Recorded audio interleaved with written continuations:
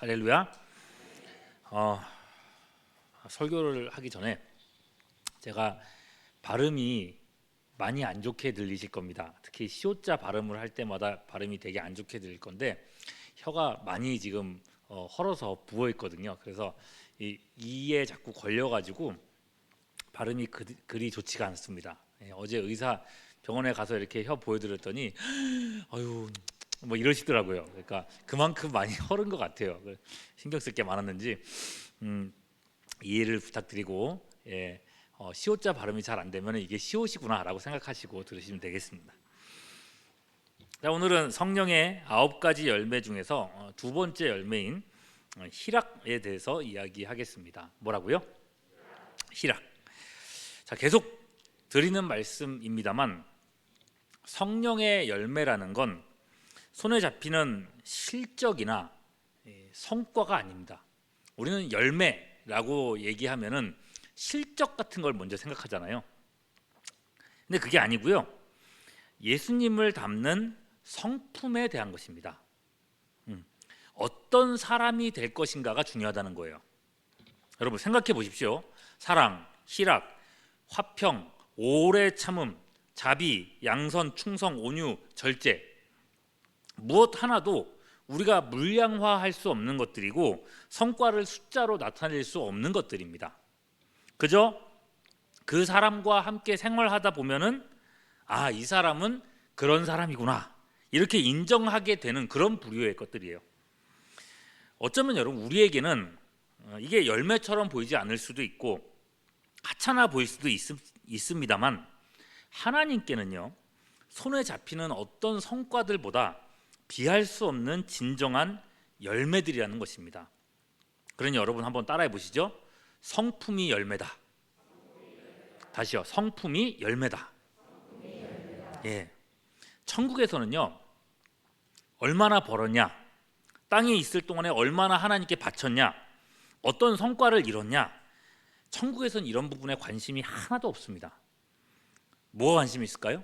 땅에 있을 동안에 형제를 사랑했냐, 어떤 상황에서도 기뻐했냐, 원수와도 화해했냐, 큰 환난이 와도 오래 참았냐, 돈과 권세가 많아져도 절제했느냐, 이런 것들이 여러분들이 천국 가서 평가받을 내용이 될 겁니다.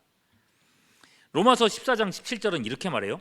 하나님의 나라는 먹는 것과 마시는 것이 아니요 오직 성령 안에 있는 뭐라고요? 의와 평강과 희락이라고 했습니다. 무엇 하나 숫자로 할 수 없는, 그죠?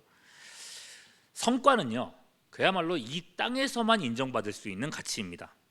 길어야 수십 년에 불과한 가치. 그러나 여러분 성령의 열매인 성품은요, 영원하다는 것입니다. 물론 이 성령의 열매는 천국에서만 효용이 있는 것이 아니라 이 땅에서도 엄청난 유익을 줍니다. 이 열매들이 우리를 세상과 다르게 만들어 버린다는 거예요. 자, 오늘의 주제는 희락으로 생각해 보죠. 희락이 영어로는 joy라고 되어 있고요, 즐거움, 기쁨이라고 되어 있는데 희락이라고 번역되는 이 기쁨은요, 세상적인 기쁨하고는 질적으로 완전히 다른 것입니다. 한때 교회에서 이 성령 체험에 대한 열망이 컸을 때가 있었죠. 이때 일명 거룩한 웃음 운동이라는 게 유행한 적이 있습니다. 뭐가 유행했다고요? 거룩한 웃음 운동. 웃음이면 웃음이지 웬 또 거룩한 웃음이냐? 이게 뭐냐면은 이 기도회나 예배 중에 성령이 임하시면 성령이 임재의 증거로서 성령의 열매가 희락이라고 했잖아요. 기쁨. 성령 임재의 증거로서 사람들이 성령을 받고 미친 듯이 막 깔깔깔깔 거리고 웃게 된다는 거예요. 그런 이론을 이렇게 유행했던 적이 있어요. 이게 미국에서부터 시작된 운동이었고 국내에서도 꽤 많은 교회나 기독교 단체 안에서 이런 시도가 있었어요. 이게 어떤 건가 그냥 말로만 들어서는 잘 감이 안 오실 것 같아가지고 영상을 준비해봤습니다. 한번 보시죠.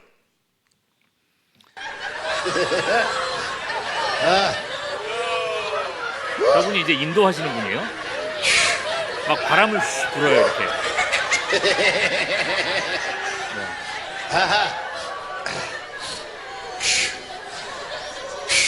뭔가 바람 자꾸 불죠. 네, 하하하하 하고. 그럼 앞에 있던 사람들. This is the first time we've had a full manifestation of that anointing. We got there. We got there. 네, 여기까지 보시죠. 자, 여러분 어떻습니까? 어떻게 좀 행복해 보이십니까? 예. 이것도 약간 방언, 왜 만든 방언 있잖아요. 랄랄랄라 방언 비슷하게 웃는 것도 저렇게 훈련 같은 걸 하나 봐요. 헤헤헤헤 하다 보면은 웃음이 나오는 뭐 그런 훈련 같은 걸 하는 것 같은데, 여러분 어떠십니까? 우리 교회에서 안 받아들여서 참 다행이다 이런 생각이 들지 않습니까? 예.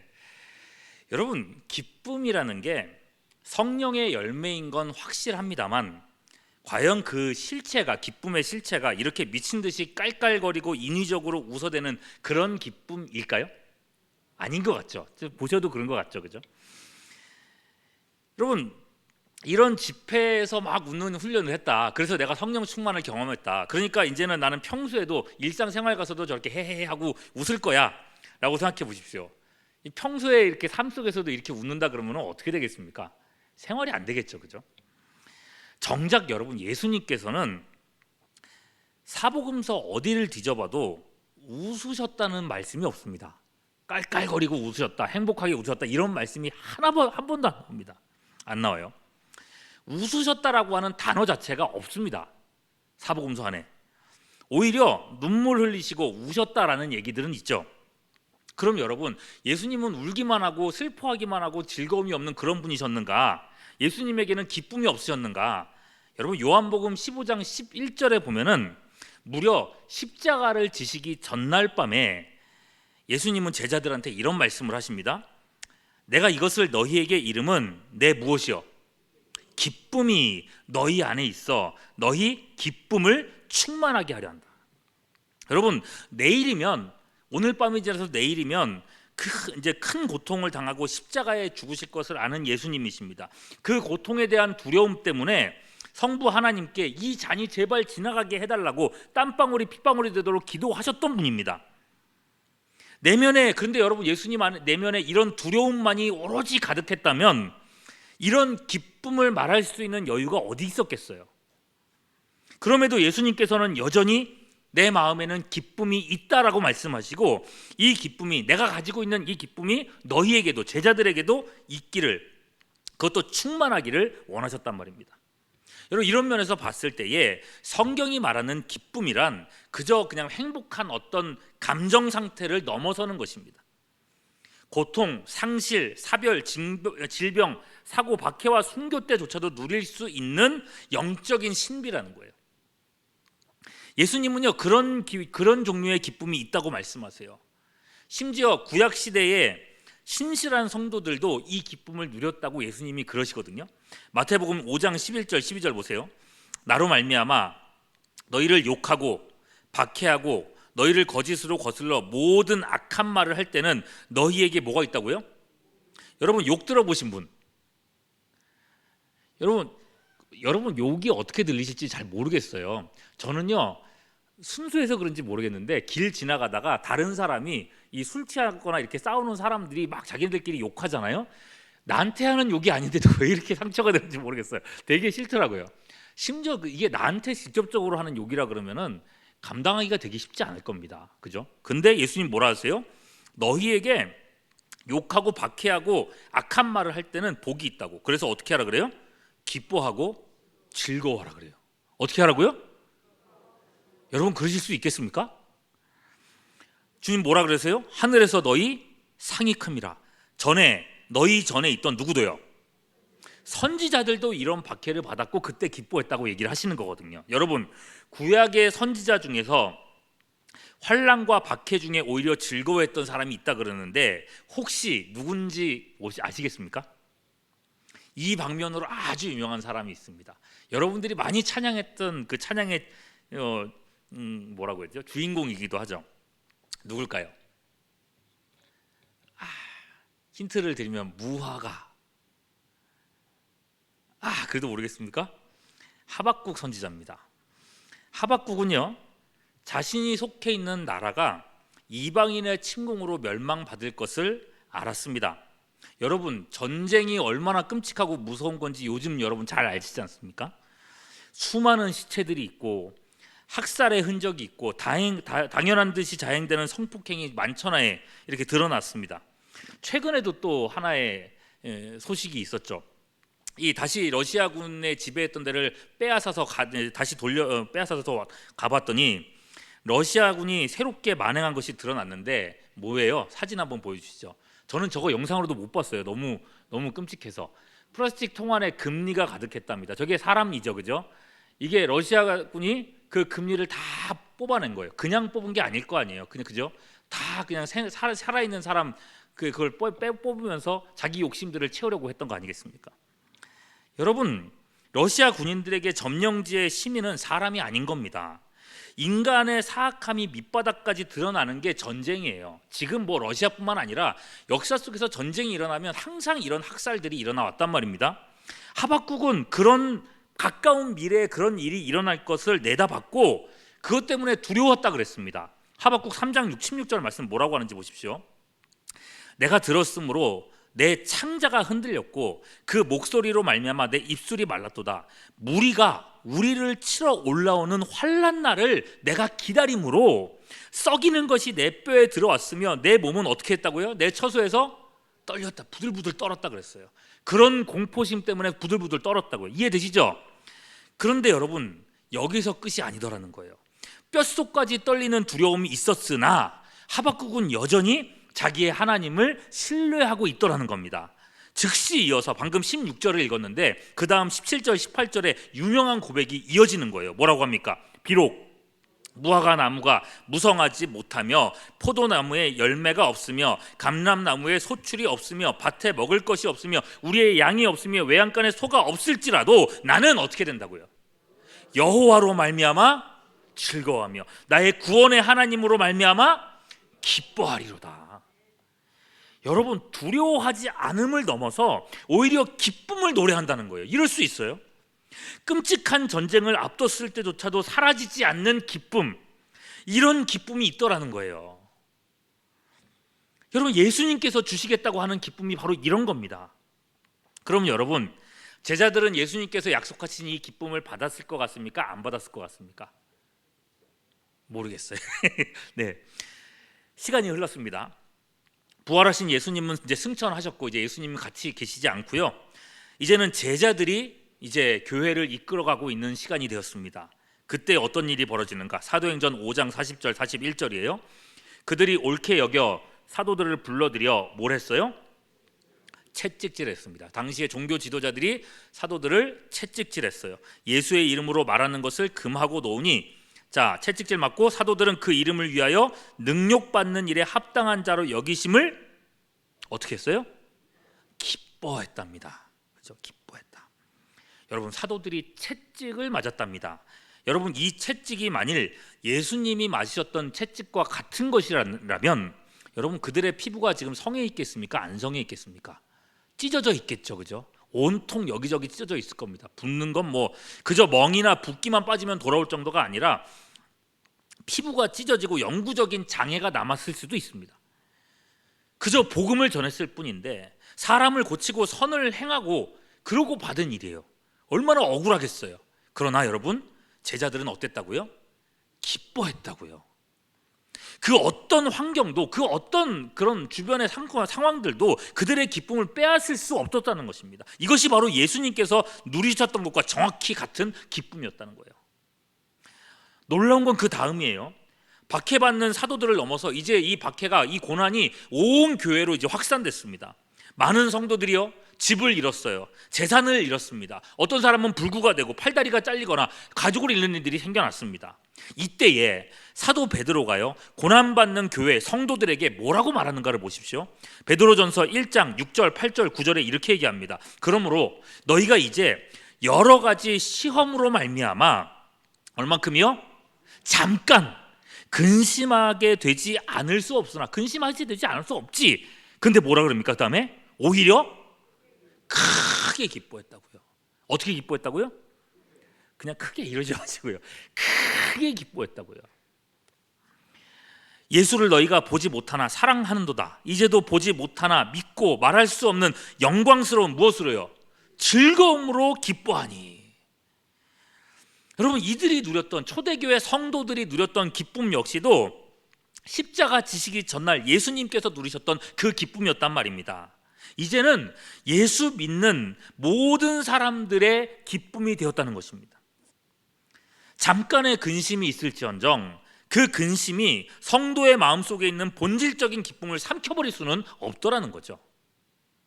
여러분, 이런 기쁨 억지로 짜낸다고 할 수 있겠습니까? 이건 하나님의 약속에 대한 믿음에서부터 저절로 흘러나오는 거예요. 성령의 열매로서 희락이 바로 이런 것이고, 바로 우리들에게도 약속되어 있는 그런 것이란 말입니다. 여러분, 예수님 안께서 약속하신 이 희락이 우리에게까지 올 수 있다는 확신을 가지고 여러분, 오늘 밤에 기도하실 때 하나님, 내게 또 이 기쁨을 회복시켜 주십시오. 하나님, 어떠한 것에도 흔들리지 않는 내면에서부터 솟아나는 이 샘물과 같이 솟아나는 기쁨을 내 마음속에 주십시오. 기도할 수 있는 오늘 저녁이 될 수 있기를 주님의 이름으로 축원합니다. 자, 물론 여러분, 그렇다고 해서 그저 뜬금없이 다짜고짜 그냥 기뻐하기만 하면 되는가 이렇게 물으신다면 여러분, 그렇지는 않아요. 아무 근거도 없는데 그냥 무조건 기뻐한다, 이건 불가능한 일이고요. 오히려 이건 정신 나간 상태와 다를 바가 없습니다. 앞서 영상에 나온 사람들처럼 아무 생각 없이 그냥 막 하하 웃으니까 그냥 같이 따라 웃는 그것과 다를 바가 없죠. 성경은요, 우리가 기뻐할 수밖에 없는 이유와 근거들을 얼마나 많이 말하는지 몰라요. 수도 없이 많은 기쁨의 이유들을 알려주고 있어요. 기쁨이라고 하는 단어가 구약 성경에만 94회가 나와요. 자, 구약 성경 몇 권 있어요? 39권 있죠. 그 39권에서 기쁨이란 단어가 94회가 나온다고요. 신약 성경 몇 권 있어요? 27권 있죠. 신약 성경에는 59회가 나옵니다. 기쁨이라고 하는 단어가 곳곳에 흩어져서 나옵니다. 여러분, 성경이 얼마나 기쁨의 책인지 몰라요. 그 이유들, 왜 기뻐해야 되는지 그 이유들을 다 말할 수는 없고요. 성경이 말하는 여러 기쁨의 이유들 중에서 우리가 참고하는 도서의 책이 있지 않습니까? 그 책에 나와 있는 중요한 하나를 우리가 함께 살펴보고 이 시간 기도하려고 합니다. 자, 오늘 말하려고 하는 기쁨의 한 가지 이유는 바로 가족이 있다는 겁니다. 뭐가 있다고요? 가족이 있다. 여러분, 어떠십니까? 가족만 생각하면 없던 힘도 생기고 웃음도 나오고 함께 하고 싶고 즐겁지 않습니까? 왜 이렇게 썰렁하죠? 네, 가족이야말로 여러분, 많은 사람들의 기쁨의 원천입니다. 근데 여러분, 지금 분위기를 보니까 안 그런 분들도 많겠구나 하는 생각이, 왜냐하면 여러분, 이런 대답을 하실 분들이 많을 것 같아요. 가족이요? 뭐 가족 좋다는 건 다 압니다. 그런데 목사님, 그럼 가족이 없는 사람들은 어떻게 합니까? 가족이 있다고 하더라도 폭력 가족도 있고 가족 때문에 상처 입은 사람들도 참 많은데 이런 가족도 기쁨의 이유가 될 수 있습니까? 목사님, 말씀 너무 함부로 하시면 안 됩니다, 이렇게 생각하실 수도 있어요. 여러분, 시대가 어떻게 된 건지 가족 얘기를 하면 여러분, 화목과 행복보다는 불행한 일들이 먼저 떠오르는 그런 세상이 돼버리고 말았습니다. 우선 말씀드리죠. 여러분이 현재 화목한 가정 안에 속해 있고 그런 가정을 꾸리고 있다면 그건 여러분에게 특별한 은혜고 크나큰 은총입니다. 가정이 무너지는 사회 속에서 내가 화목한 가정에 속해 있다, 이건 정말 큰 기쁨의 원천일 수 있어요. 그러나 여러분, 그렇지 않더라도 말입니다. 아예 가정이 없는 사람이라 할지라도, 가족하면은 상처밖에 떠오르지 않는 사람이라도 예수님 안에서는 가족의 기쁨을 얼마든지 누릴 수 있다고 성경은 가르쳐주고 있습니다. 여러분, 예수님께서는요, 세상에 없던 새로운 가정을 선언하십니다. 마태복음 12장 49절 50절 말씀입니다. 손을 내밀어 제자들을 가리켜 이르시되 나의 어머니와 나의 동생들을 보라. 누구든지 하늘에 계신 내 아버지의 뜻대로 하는 자가 뭐라고요? 내 형제요 자매요 어머니니라. 무슨 말이에요? 예수님 믿음으로 예수님 안에 들어온 모든 사람들은 서로에 대해서 뭐가 되었다는 겁니까? 가족이 되었다는 것입니다. 여러분 이건 상징적인 의미가 아닙니다. 막 우리가 가족 아이가 뭐 이런 식의 그런 차원이 아니에요. 애초에 여러분 우리가 하나님 앞에 뭐라 그러죠? 주기도문 할 때 하나님을 누구라고 부릅니까? 하늘에 계신 우리 아버지라고 하잖아요. 여러분 하나님이 여러분 아버지 맞습니까? 여러분 이 아버지 되심이 여러분들에게 상징이 아니죠, 그죠? 실제잖아요. 하나님이 내 아버지심을 진정으로 믿고 받아들이고 우리가 그렇게 고백하지 않습니까? 오늘도 우리가 기도할 때 하나님 앞에 뭐라고 할 거예요? 아버지 하고 부르짖을 거 아니에요. 그렇다면요, 하나님이 우리의 아버지라면 우리는요, 여러분들은요, 서로에 대해서 뭐가 되는 겁니까? 확인 한번 해보죠. 여러분 서로 뭐가 됩니까? 형제 자매 맞습니까? 예. 여러분이 형제고 자매인 것이 하나님이 여러분들에게 아버지 되심이 상징이 아니라 실제라면 여러분이 서로에게 대해서 형제요 자매인 것 역시도 상징이 아니라 뭐예요? 실제입니다. 여러분 우리가 피는 뭐보다 진하다고 해요? 피가 그렇게 진하다고 하잖아요. 근데 여러분은 다름 아닌 누구의 피를 이어받았어요? 예수님 피를 이어받은 사람들이에요. 진짜 형제고 진짜 자매인 겁니다. 그렇다고 제가 여러분 주 옆에 있는 분들하고 또 악수하면서 형제요 자매요라고 얘기하면은 여러분 실제 형제 자매 그렇게 합니까 안 합니까? 안 하잖아요. 그죠? 옆에 형제 있구나, 자매 있구나, 동생 있구나 이렇게 얘기하죠, 그죠? 네, 그렇게만 이 시간 잠시 생각해 보십시오. 내 옆에 형제가 있구나, 내 뒤에 내 형제가 내 자매가 뒤에서 나를 쳐다보고 있고 그렇게 생각하시면 될 것 같아요. 여러분 더욱 놀라운 사실은 우리 교인들끼리만이 아니에요. 예수님을 믿는 순간에 우리에게는요 전 세계에 수많은 가족들이 생겨난다는 것입니다. 믿으십니까? 믿으셔야 됩니다. 성경은요 바로 이것이 성도의 기쁨, 우리의 기쁨이라고 알려주고 있어요. 로마서 15장 9절 10절입니다. 보십시오. 이방인들도 우리 얘기하는 겁니다. 이방인들도 그 긍휼하심으로 말미암아 하나님께 영광을 돌리게 하려 하심이라 기록된 바 그러므로 내가 열방 중에서 주께 감사하고 주의 이름을 찬송하리로다 함과 같으니라. 또 이르되 열방들아 주의 백성과 함께 어떻게 하라고요? 즐거워하라. 여러분 이게 왜 기뻐해야 될 이유일까요? 왜 우리가 열방 중에서 하나님 앞에서 함께 기뻐해야 될까요? 원래 여러분 원래의 우리 상태를 생각해 보면 답이 나와요.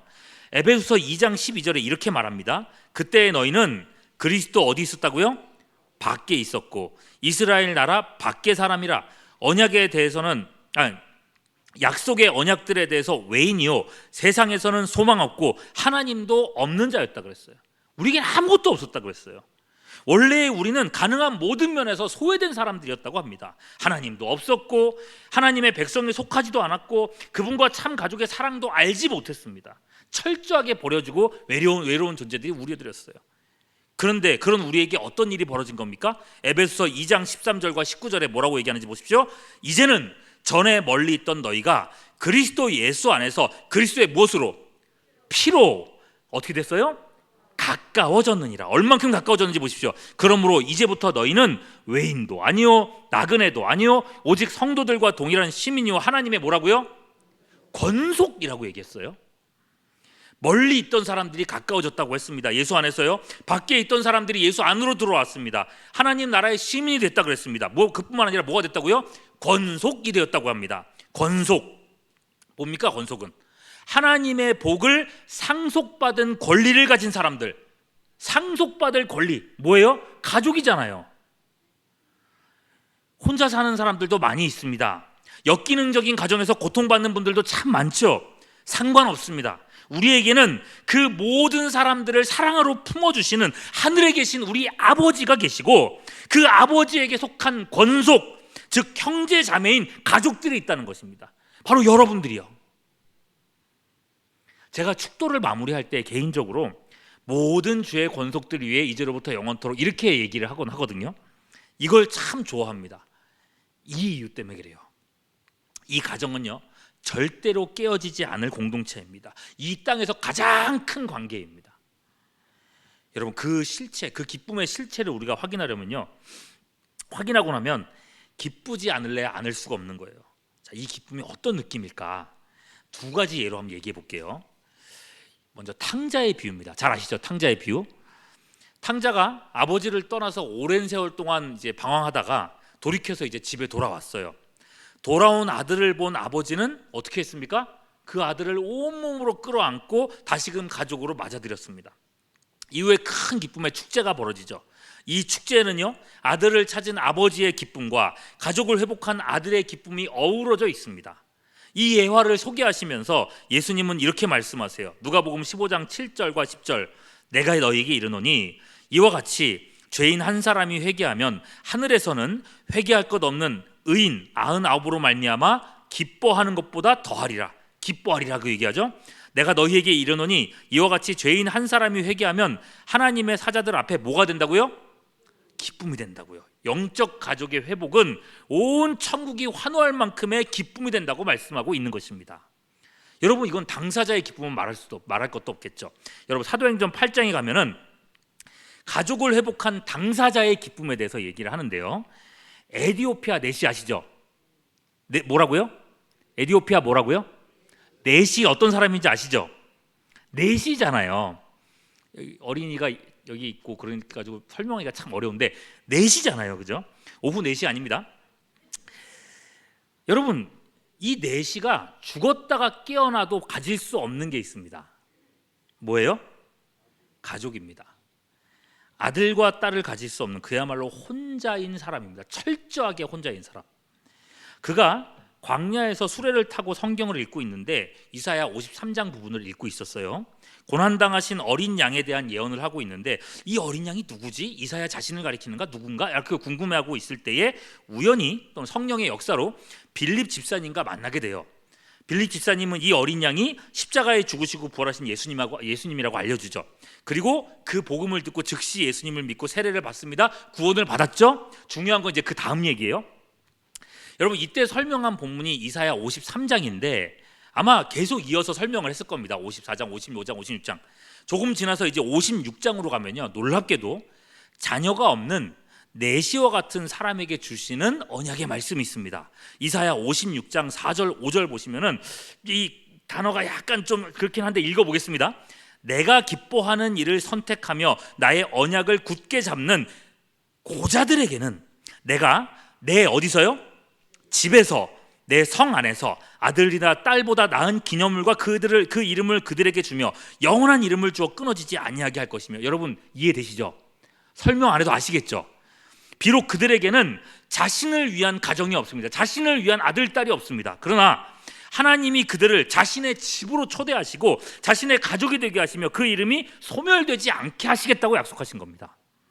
그래서 여러분, 그날에 어떤 일이 벌어지는가? 이사야 56장 7절 같이 한번 읽어볼까요? 시작.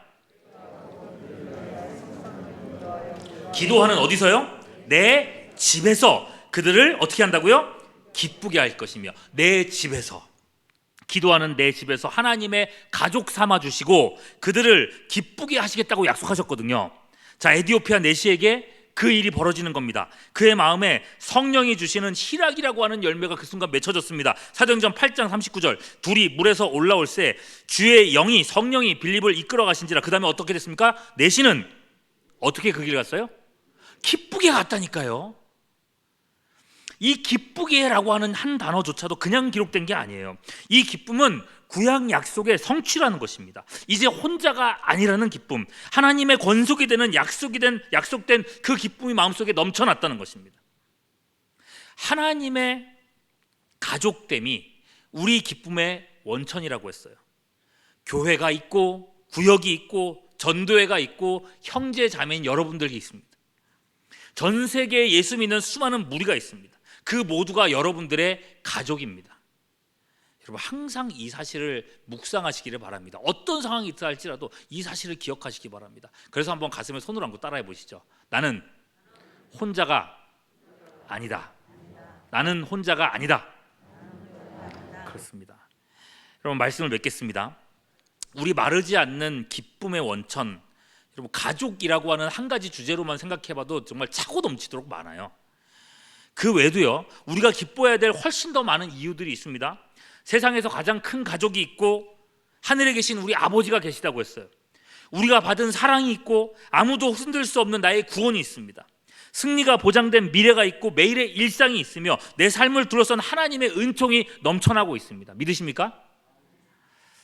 눈을 들면요, 기뻐해야 될 일 천지입니다. 시편 96편 11절 12절은요, 온 세상을 이 기쁨으로 초대하고 있는 걸 봅니다. 같이 한번 읽어보시죠. 시작.